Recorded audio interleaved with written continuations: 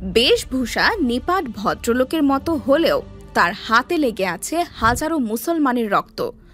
নরেন্দ্র মোদীর নাম শুনলেই আমাদের চোখের সামনে ভেসে ওঠে রক্তাক্ত গুজরাট, নির্যাতিত কাশ্মীর, অগ্নিদগ্ধ দিল্লি আর গোরক্ষার নামে নিরপরাধ মুসলিমদের পিটিয়ে মারার বর্বর দৃশ্য। মোদীর নাম শুনলেই বিবেকের আয়নায় ভেসে ওঠে অসহায় কান্নারত শিশুদের আগুনের লেলিহান শিখায় ছুড়ে ফেলার দৃশ্য, বাবরি মসজিদ সহ অসংখ্য মসজিদ শহীদ করার দৃশ্য। হিটলারি কায়দায় মুসলমানদের রক্তচোষা মোদীর তাই ডাকনাম গুজরাটের কসাই। তার চেহারায় যেন ফুটে ওঠে আধুনিক যুগের নরহত্যাকারী কুখ্যাত হিটলারের প্রতিচ্ছবি। সাম্প্রতিক সময়ে উপমহাদেশ জুড়ে যত অশান্তি দানা বেঁধেছে তার মূলে রয়েছে এই নরেন্দ্র মোদী ও তার দল বিজেপি। উগ্র হিন্দুত্ববাদের আখড়া আরএসএস এর চাইল্ড বলে পরিচিত বিজেপি ভারত জুড়ে ক্রমে অশান্তির জন্ম দিচ্ছে। হিন্দু মুসলিমের মধ্যে দাঙ্গার মনোভাব সৃষ্টির সহ ভারতে মুসলিমদের কোণঠাসা করতে সম্প্রতি সংসদে তার দল বিজেপি পাশ করেছে বিতর্কিত ওয়াকফ বিল। শুধু তাই নয়, পাকিস্তানের সঙ্গে যুদ্ধেও মানুষের সমর্থন আদায়ে উগ্র হিন্দুত্ববাদের বিষ বাষ্প ছড়িয়ে দিচ্ছেন মোদী।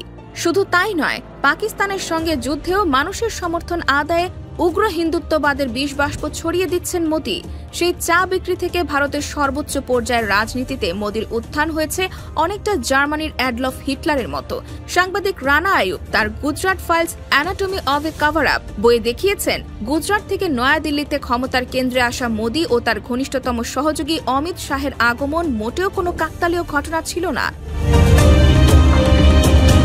লেখক ও অ্যাক্টিভিস্ট অরুন্ধতী রায় তার একাধিক রচনায় দেখিয়েছেন একটি প্রায় 100 বর্ষ পুরনো রাজনৈতিক ভাবাদর্শিক সংগঠন আছে মোদীর পেছনে। 1925 সালে সেপ্টেম্বরে ভারতের নাগপুরে সেই সংগঠনটির জন্ম হয়েছিল ইতালির ন্যাশনাল ফ্যাসিস্ট পার্টির অনুপ্রেরণায়। সেই সংগঠন তথা আরএসএস এর হিন্দুত্ববাদী ভাবাদর্শ আর হিটলারের নাৎসি ভাবাদর্শের মতোই বর্ণবাদী। জার্মানির নাৎসিরা ইহুদিদের যে চোখে দেখত, তারাও ভারতের মুসলমানদের সেই একই চোখে দেখে। বহু জাতি, ধর্ম, বর্ণের ভারতকে তারা হিন্দু রাষ্ট্র বানাতে চায়। তাদের চোখে মুসলমানরা ভারতবর্ষের বহিরাগত ও দখলদার। হিটলারের ইহুদি বিদ্বেষের মতোই মোদীরও আছে কট্টর মুসলিম বিদ্বেষ। বিদ্বেষের শুরুটা করেছিলেন বাবরি মসজিদে আঘাত হেনে। 1992 সালের 6 ডিসেম্বর বিশ্ব হিন্দু পরিষদ, ভারতীয় জনতা পার্টি এবং শিবসেনা পার্টির সন্ত্রাসীরা প্রায় 500 বছরের পুরনো বাবরি মসজিদ ধ্বংস করে দেয়। মসজিদ শহীদ করতে বাধা দেওয়ায় তখন 2000-এর বেশি মুসলিমকে হত্যা করা হয়। ভারতের বিশেষ কমিশন 17 বছরের তদন্তের পর 2009 সালে বাবরি মসজিদ ধ্বংসের ঘটনায় প্রতিবেদন জমা দেয়। প্রতিবেদনে বর্তমান ক্ষমতাসীন সন্ত্রাসী দল মোদীর বিজেপিকে দোষী সাব্যস্ত করা হয়। তবুও 2019 সালের 9 নভেম্বর মোদী প্রশাসন অন্যায়ভাবে বাবরি মসজিদের জায়গায় রাম মন্দির বানানোর পক্ষে রায় ঘোষণা করে। দেশটির সর্বোচ্চ আদালতের রায় ঐতিহাসিক বাবরি মসজিদ ধ্বংস মামলায় সব আসামিকে বেকসুর খালাস করে দেয় দেশটির আদালত। এ ঘটনায় মাত্র 9 মাসের মাথায় 2020 সালে 5 আগস্ট অযোধ্যায় বাবরি মসজিদের জায়গায় রাম মন্দির নির্মাণের কাজ উদ্বোধন করে নরেন্দ্র মোদী। রাম মন্দিরের ভূমি পূজা সেরেই তখন এ ঘটনাকে দেশের স্বাধীনতা আন্দোলনের সঙ্গেও তুলনা করেছিলেন তিনি। শুধু এখানেই থেমে থাকেনি রক্তখেকো মোদী। 2002 সালের ফেব্রুয়ারিতে গুজরাটের গোধরা রেল স্টেশনের নিকটে সাবরমাতি এক্সপ্রেস ট্রেনে আগুন লেগে যায়। তখন গুজরাটের মুখ্যমন্ত্রী ছিলেন নরেন্দ্র মোদী। সেই ঘটনায় পুড়ে মারা যায় অযোধ্যার বাবরি মসজিদ এলাকা থেকে পূজা সেরে আসা 58 জন তীর্থযাত্রী। অন্যায়ভাবে এই দোষ চাপানো হয় মুসলিমদের ওপর। গুজব ছড়ানো হয় স্থানীয় মুসলিমরা নাকি সেই ট্রেনে আগুন লাগাবার জন্য দায়ী।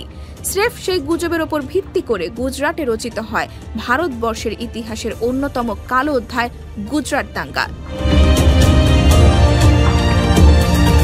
ট্রেনে আগুন লাগার পরে বিশ্ব হিন্দু পরিষদ রাজ্যব্যাপী ধর্মঘটের ডাক দেয়। এই ধরনের ধর্মঘটে সহিংসতা হওয়ার সম্ভাবনা থাকা সত্ত্বেও ধর্মঘট রোধে মোদী কোনো পদক্ষেপ নেয়নি, বরং তৎকালীন বিজেপির রাজ্য সভাপতি রানা রাজেন্দ্র সিংহকে উস্কে দেন মোদী। উগ্র হিন্দুত্ববাদীর সুরে মোদীও ঘোষণা করেন ট্রেনে মুসলিমরা হামলা করেছে। ফলে স্থানীয় সংবাদপত্র এবং রাজ্য সরকারের সদস্যরা বিনা প্রমাণে মুসলিম সম্প্রদায়ের ওপর হামলা করার জন্য এই বিবৃতিটি ব্যবহার করে।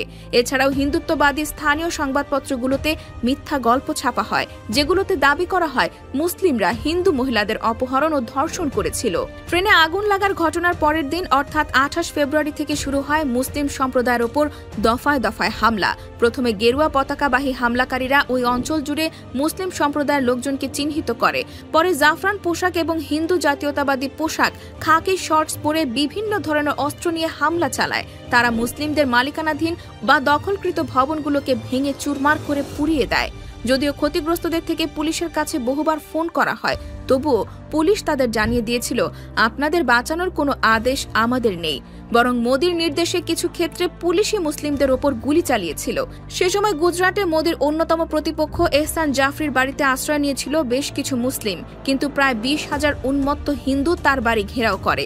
শেষমেশে এহসান জাফরি বাসা থেকে নেমে এলে তার হাত পা দুটো কেটে মৃতদেহ টেনে হিঁচড়ে আগুনে পুড়িয়ে দেওয়া হয়। তার ঘরে আশ্রয় নেওয়া মুসলিম পুরুষদের নির্মমভাবে কুপিয়ে ও আগুনে পুড়িয়ে হত্যা করা হয়। নারীদের ধর্ষণ শেষে হত্যা করা হয়। এ ঘটনায় প্রায় 2000-এর মতো মুসলিমকে মাত্র কয়েকদিনে নির্মমভাবে হত্যা করে মোদী সরকার। আহত হয় আরও অনেকে। গুজরাট থেকে প্রাণ নিয়ে পালিয়ে যায় 98,000 মুসলিম। কোনো কোনো হিসাবে সেই সংখ্যা 1.5 লক্ষেরও অধিক। গুজরাটের সিনিয়র ইন্টেলিজেন্স কর্মকর্তা সঞ্জীব ভাট পরবর্তীতে আদালতের জবানবন্দিতে এই ঘটনা নিয়ে এক গোপন রহস্য জানায়। দাঙ্গার সময় কাজের সুবাদে নানা রকম গোপন তথ্য তার জানা ছিল। আদালতে সে জানায়, দাঙ্গা শুরু হবার আগের রাতে মোদি অফিসিয়ালদের নিয়ে এক মিটিংয়ে বসেছিল। সেই মিটিংয়ে মোদি সবার উদ্দেশ্যে বলেছিল, তীর্থযাত্রীদের হত্যার প্রতিশোধ স্বরূপ মুসলিমদের এক উচিত শিক্ষা দিতে হবে। আর দাঙ্গা শেষ হবার পর মোদিকে জিজ্ঞেস করা হলে সে বলেছিল, গুজরাটের ব্যাপারে তার কোনোই অপরাধবোধ নেই। সমস্ত কারণে নরেন্দ্র মোদীকে এখনো ডাকা হয় গুজরাটের কসাই। রাজনৈতিক বিশ্লেষকদের অনেকেই নরেন্দ্র মোদীর এমন অভাবিত উগ্র রাজনৈতিক উত্থানকে কেবলমাত্র অ্যাডলফ হিটলারের রাজনৈতিক উত্থানের সাথে তুলনা করতে স্বাচ্ছন্দ্য বোধ করেন। প্রায় 100 বছর আগে মারা যাওয়া হিটলারের প্রতিচ্ছবি এখন বয়ে বেড়াচ্ছেন 21 শতাব্দীর নরেন্দ্র মোদী। দ্বিতীয় বিশ্বযুদ্ধ সৃষ্টির নায়ক হিটলার ও 2002 সালে গুজরাটে মুসলিম নিধনের প্রধান মদতদাতা হিসেবে চিহ্নিত নরেন্দ্র মোদী, দুজনেরই রাজনৈতিক উত্থান অনেকটা একই। তাই এশিয়ার হিটলার হয়ে ওঠার সব ধরনের আলামত মোদীর মধ্যে দেখা যাচ্ছে। হিটলার ও নরেন্দ্র মোদীর মধ্যে সবচেয়ে বড় মিল হচ্ছে তারা দুজনে খুব সাধারণ পরিবার থেকে উঠে এসেছেন। আরও পরিষ্কার করে বললে, তারা নিম্নবিত্ত থেকে রাজনীতির সিঁড়ি বেয়ে ক্ষমতার সর্বোচ্চ পর্যায়ে উঠে এসেছেন। কিশোর বয়সী হিটলার ও নরেন্দ্র মোদী 8-10টা শিশুর মতো শুধুই পড়ালেখায় খুব বেশি মনোযোগ দিতে পারেনি। হিটলারের পিতার ইচ্ছা ছিল সে বড় হয়ে তার মতো সরকারি কর্মচারী হবে, কিন্তু হিটলারের ইচ্ছা সে বড় হয়ে একজন চিত্রশিল্পী হবে। এর মধ্যে মাত্র 13 বছর বয়সে পিতার মৃত্যু তাকে গভীর সংকটের মধ্যে ফেলে দেয়। বছর দুয়েক পর মাকেও হারিয়ে সম্পূর্ণ একা হয়ে পড়েন হিটলার, যা পরবর্তীতে গভীর সংকটের মধ্যে কিভাবে সমস্যাকে মোকাবেলা করতে হয় তা তিনি তার কৈশোরের এই বাস্তব সমস্যা থেকেই শিক্ষালাভ করেন। সেই কিশোর বয়স থেকেই তিনি ছিলেন প্রচণ্ড রকমের উগ্র জাতীয়তাবাদী। অন্যদিকে গুজরাটের ভদনগর স্টেশনের ছোট্ট চায়ের দোকানের আয়ে মোদীর পিতার সংসার চলত। উপার্জনে ছিল না কোনো দ্বিতীয় পথ, তাই স্কুল থেকে ফিরে মোদীকেও সেখানে কাক ভরে দূর দূরান্তের রেলযাত্রীদের কাছে চায়ের কেটলি হাতে ছুটতে হতো।